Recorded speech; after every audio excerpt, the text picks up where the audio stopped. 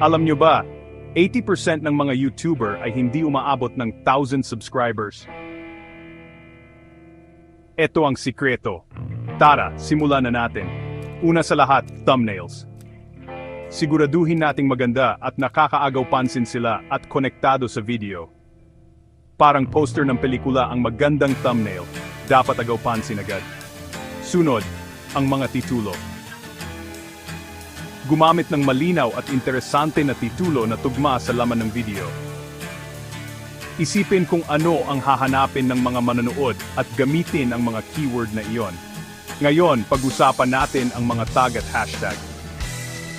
Importante ang mga ito para madiskubre ang video mo.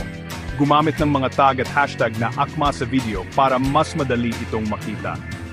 At huwag kalimutan ang description. Dito mo pwedeng ipakita sa mga manonood kung tungkol saan ang video mo. Maglagay ng mga keyword at hayaan silang mag-subscribe. Kung nakatulong ito, mag-subscribe na at mag-iwan ng komento sa baba.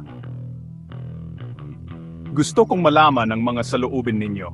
Kaya tandaan, thumbnails, titulo, tags, hashtags, at description. Gawin ang mga ito at siguradong makaka 1,000 subscribers ka rin. Good luck!